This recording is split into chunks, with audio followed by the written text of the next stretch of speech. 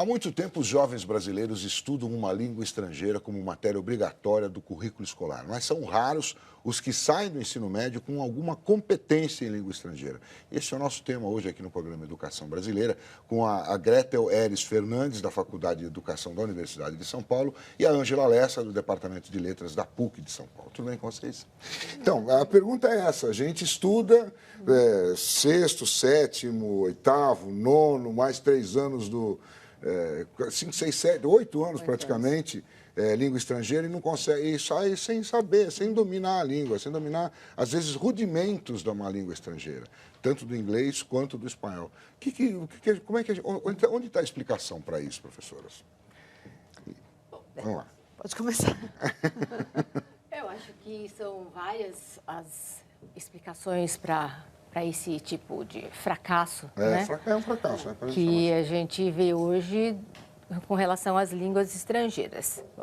Eu estou me atendo às línguas estrangeiras, mas eu acho que hoje a escola está no momento em que a gente vê o fracasso em várias outras disciplinas também. Mas na língua estrangeira, principalmente, se você pensar, são vários os fatores que estão interligados e que você não pode dizer assim, tem uma coisa que seja determinante, mas são um conjunto de coisas. Eu acho que, em primeiro lugar, se você pensar principalmente na escola pública, você vai ter classes com 40 alunos. Isto, para uma língua estrangeira, já faz uma dificuldade, uma diferença enorme se você for comparada com o Instituto de Línguas, né? Que tem nessa 15, questão de língua estrangeira, o número reduzido de alunos determina um pouco a eficiência. Isso. Segundo, na escola pública, você fala, não, a gente tem aula 2 vezes por semana. É verdade. Só que o horário é 40, 45 minutos que dura. Quem está dentro da escola pública sabe o que é, e mesmo muitas escolas particulares, o problema é que você não consegue colocar as crianças na sala de aula. Então, até começar a fazer alguma coisa, efetivamente eles têm 20 minutos de aula. As salas não são preparadas, não tem material, e eu acho que o que é fundamental é o professor. O professor de língua, hoje, bom, todo mundo está na escola, né? Abriu faculdade em todo canto é canto, então temos professores de línguas no Brasil todo. Agora, eu pergunto para você, quem é o professor de línguas que está dando aula na escola pública, principalmente? Será que ele sabe? Eu estou falando do conteúdo mesmo. Sim, Será que ele sabe inglês? Eu trabalho num curso de formação de professores que estão em serviço. São professores da escola pública e a gente está dando um curso gratuito para eles. Então, tem até a parte de língua, eles fazem um bom tempo de língua, 3 anos na cultura inglesa, totalmente de graça, e daí eles vêm para nós na PUC para poder fazer toda a parte de formação. Eles não sabem usar os materiais que são oferecidos pelo Estado hoje. E eles falam inglês? Eles não falam inglês, o professor não fala inglês, ele tem medo de falar inglês. Então, nem o que a gente chama de classroom language, que é a língua, que é o que fala assim, abre a porta, senta, vamos fazer isso. Essas coisas, ele não fala, ele não consegue falar. Ele não consegue ler um texto, estou falando de, assim, letramento. O que é a gente dar sentido para um texto escrito? O que é dar sentido para alguma coisa que você escuta? Ele não consegue fazer isso. Então, ele fala, não, é que ele precisa aprender o verbo to be. Então, na verdade, o que acontece é que o professor dá aula sem saber o conteúdo daquilo e não importa o material que você possa dar para ele. Eu acho que a política pública de avaliar o que está acontecendo nas escolas hoje é importantíssima. Isso tem por finalidade prospecção, ver para onde vamos, o que falta. E uma coisa que é fundamental é a formação do professor. O professor, não é culpa dele, ele sai da faculdade, ele não viu, por exemplo, fonologia. Então, ele não sabe as coisas mínimas de pronúncia, ele não sabe como ensinar, então ele não sabe a língua. Se ele não sabe a língua, não sabe como ensinar. Você concorda com isso tudo, Gretel? E essa questão da formação do professor, é isso mesmo? Porque se ele sai da escola, ele também já teve os mesmos 8 anos que os meninos, tanto na segunda metade do ensino fundamental e no ensino médio, aí vai para a faculdade de letras, lá com você, estuda lá mais 4 anos e sai de lá sem saber como é que é isso. Então, eu acho que, em primeiro lugar, a Ângela acho que já sintetizou Sim, claro, esse panorama de uma maneira excelente. E, justamente, o nó está na formação. Se nós pensarmos, o professor que ingressa na carreira de letras, ele já vem dessa mesma escola pública, onde ele teve uma péssima formação. Sim. Então, quando ele ingressa, ele começa o curso de letras sem saber falar essa língua estrangeira. Então, o que nós fazemos no curso superior é ensinar para esse professor desde o beabá da língua estrangeira. Então, a gente começa ensinando esse professor a falar bom dia, boa tarde, boa noite, quando o curso de letras, a meu ver, deveria ter outra função que não ensinar a língua estrangeira.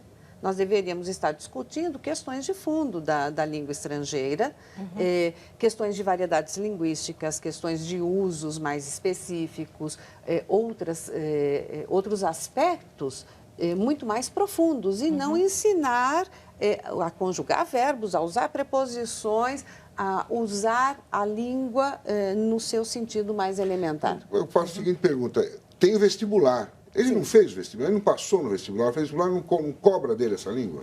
Cobra uma língua estrangeira, em geral a língua inglesa, mas e o aluno, o estudante que vai fazer como língua estrangeira o espanhol ou o francês, outra língua estrangeira, não é? E mesmo assim, o inglês que é cobrado no vestibular, agora nós temos o Enem o que são 5 itens pedidos, e só a competência leitora.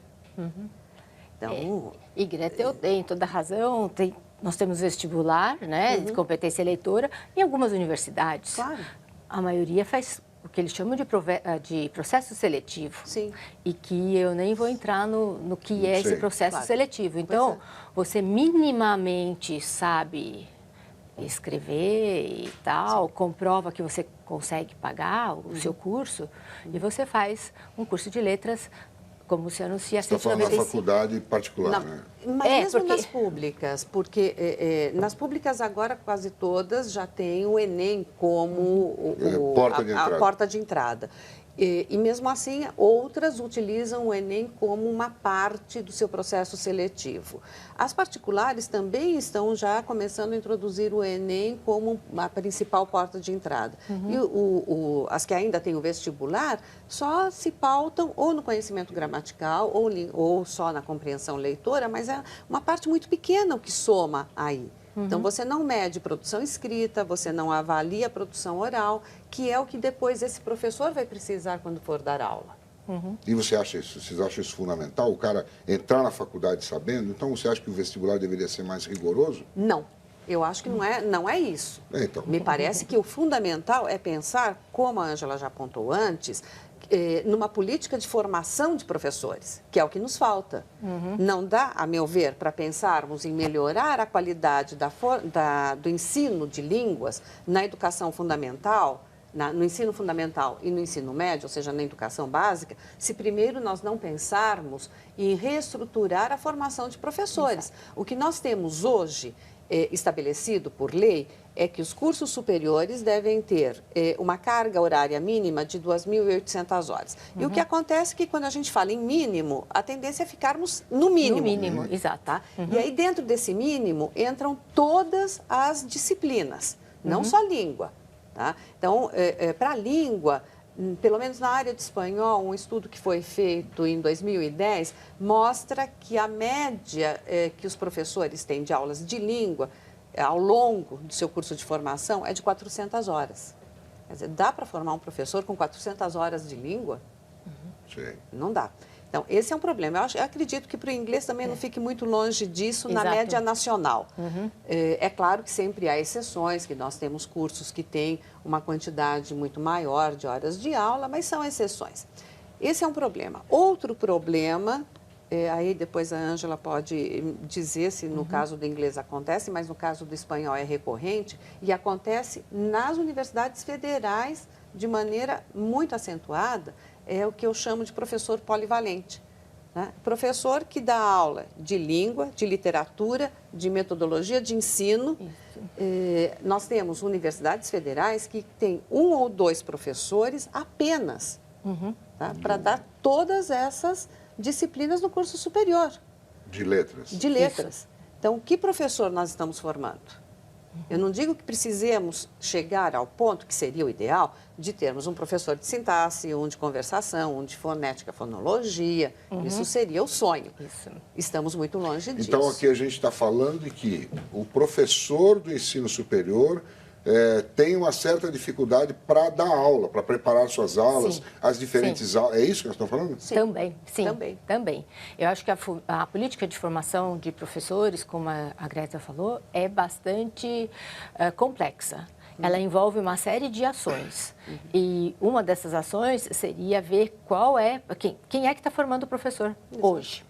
Então, quem forma o professor hoje, às vezes não está qualificado de maneira adequada para formar aquele professor. Então, a gente fica sempre num ciclo vicioso, porque o professor vem hoje, quem escolhe fazer ir para magistério, para licenciatura, normalmente é porque achou que não deu para ir para as outras áreas. Então, ele vem fazer o curso de licenciatura, ele já teve uma formação muito básica, que não é muito boa, não só em inglês, que é a minha parte, mas em português. A gente pega gente entrando na pós-graduação que mal sabe escrever, que não consegue ler um texto e discutir o texto realmente, o que é que aquele texto significa. Estou falando em português. Sim.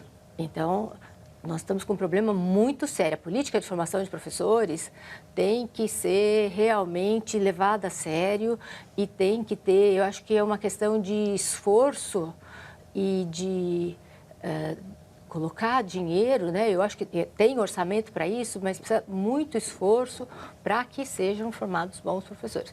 Um exemplo disso, hoje a gente tem o Prof. Mate e o Prof. Letras, né? O que é?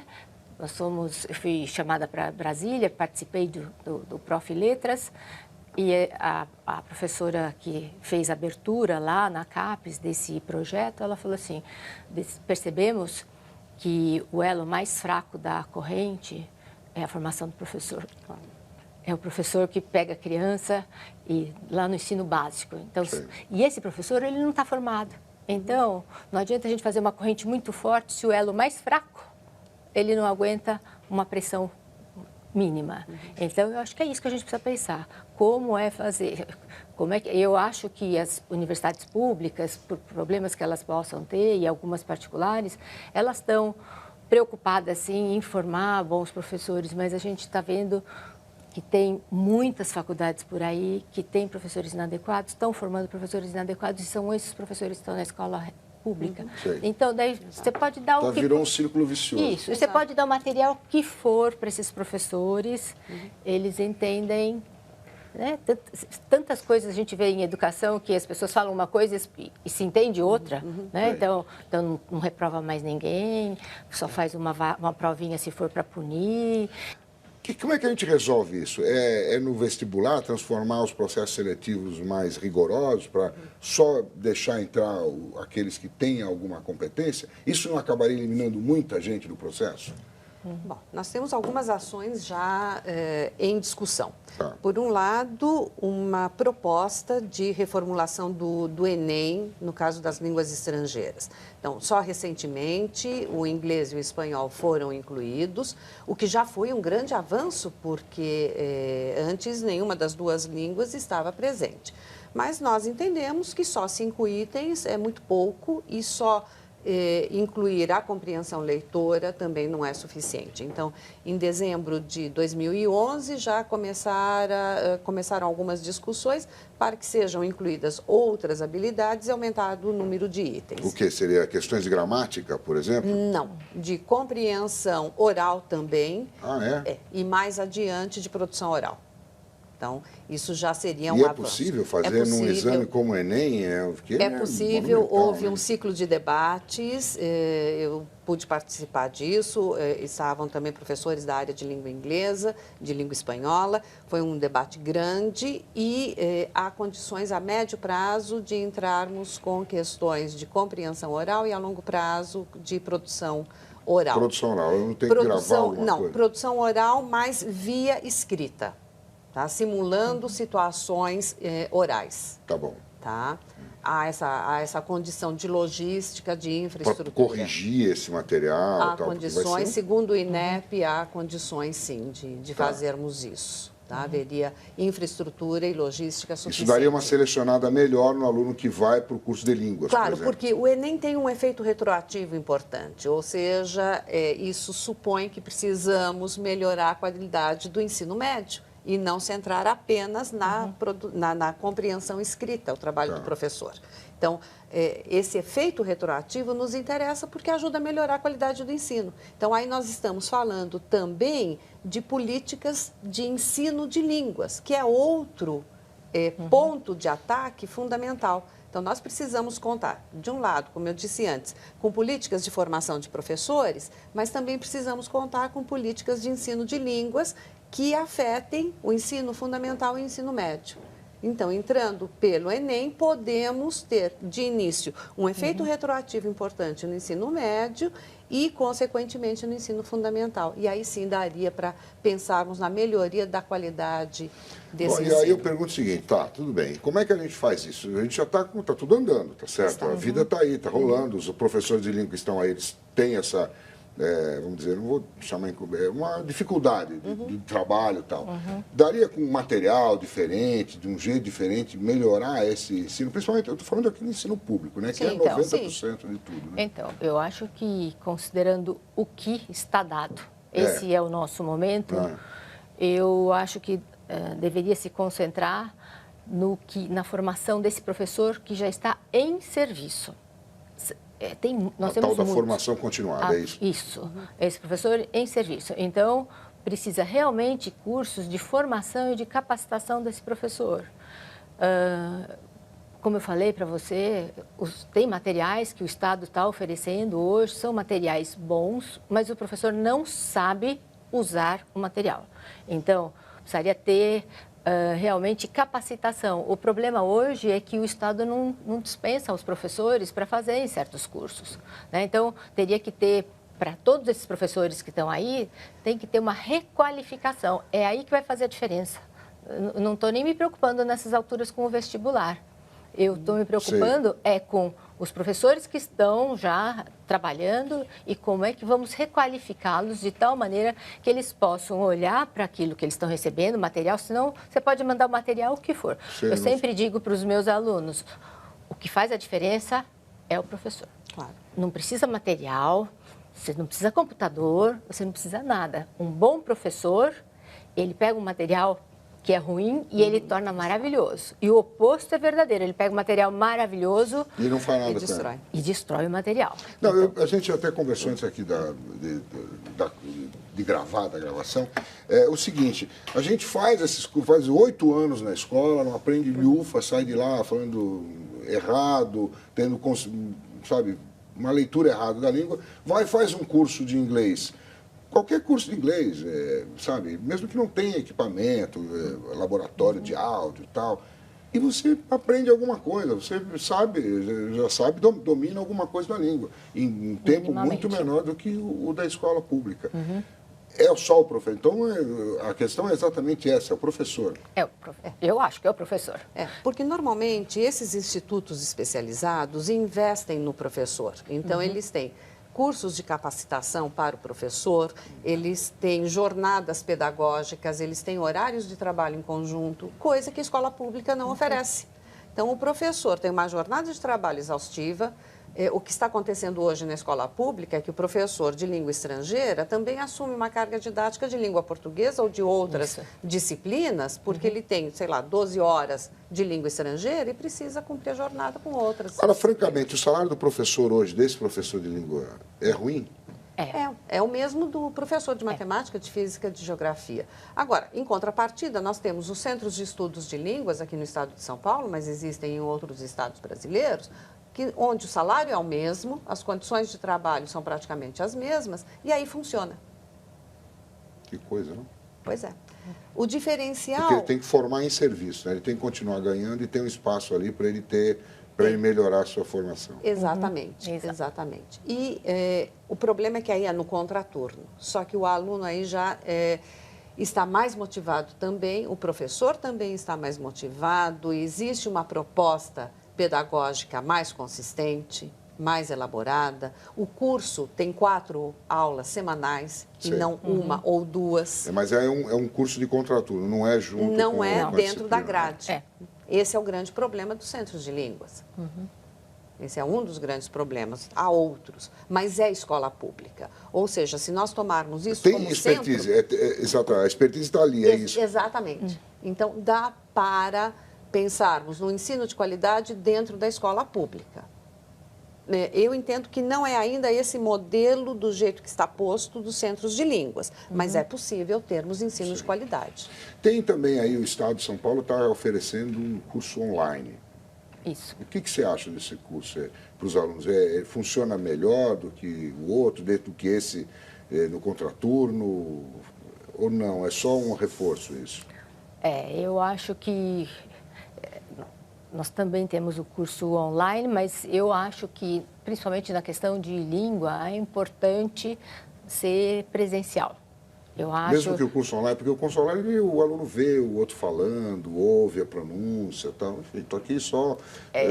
Olha, o curso online, ele tem... A gente não nem vai entrar... nada, é isso que eu quero dizer. A gente vai ter... São várias coisas. Primeiro, a questão do acesso, né? Como é que você controla o acesso do aluno, né? Se você só clicar lá, entrar e sair, aquilo já registra como acesso, mas qual é a qualidade do acesso nos cursos online? O aluno tem que trabalhar, né? Mas então ele coloca lá... Né? Isso, mas ele coloca lá, concordo, e acabou. Então, não é assim tão bom, principalmente para línguas, você não consegue ter a mesma qualidade que um curso presencial. Você pode discutir alguns aspectos de leitura, de gramática e tal, mas eu acho que a gente está pensando em língua como uma prática social. Para que eu aprendo uma língua? Eu aprendo uma língua para fazer coisas nessa língua. E o que é que, então, eu vou fazer essas coisas? Principalmente são com outras pessoas. Lógico que quando eu estou lendo, eu estou interagindo também com o autor. Claro. Mas eu preciso de outras pessoas. Então, precisamos de mais tempo, né? Não dá para comparar com o Instituto. O Instituto tem horário que começa, que termina, não tem falta do professor. Na escola pública,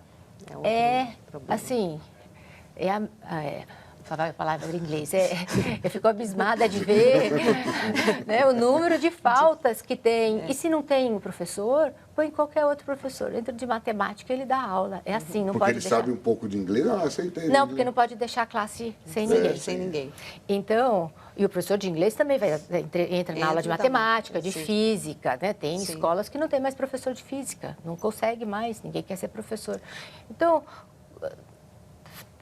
o horário que é ruim, os professores que não estão preparados, que não sabem trabalhar com material. Então, eu acho que tem que intervir agora. Dado esse cenário que nós temos, vamos investir na educação do professor que está lá. Ele vai fazer a diferença, eu acredito que ele vai fazer a diferença.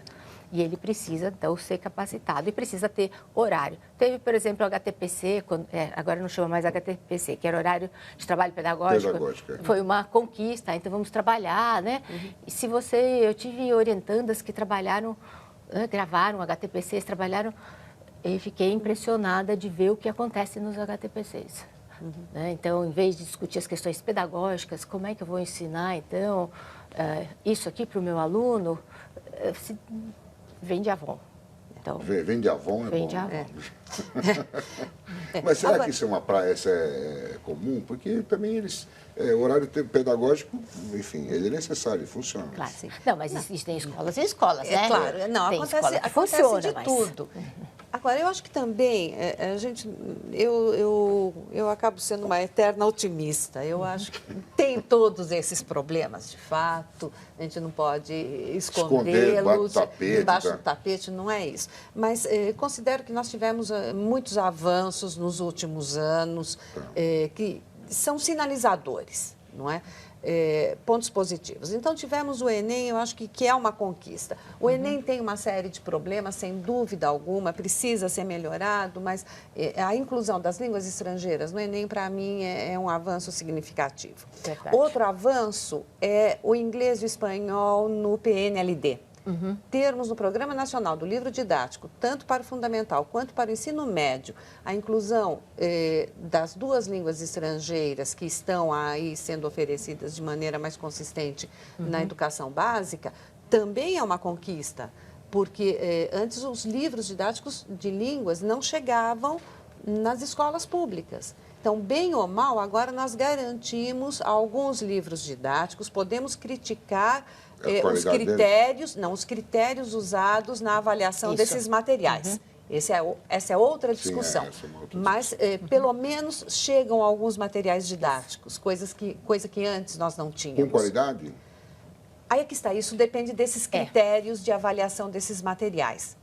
Tá? Isso acho que seria tema para outra conversa, não é? Livro didático, mas pelo menos já chegam alguns livros didáticos na escola, coisa que antes nós não tínhamos. Tá.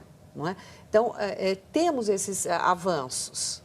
Não é? Falta, sim, essa capacitação para o professor em serviço, concordo totalmente, não só para os de inglês, para os de espanhol também. Agora, falta garantir que se cumpra a LDB, que estabelece que é língua estrangeira moderna. Não diz que tem que ser o inglês, não diz que tem que ser o espanhol. Então, como é que fica o francês, como é que fica o italiano, como é que fica o alemão? Essas línguas não estão contempladas.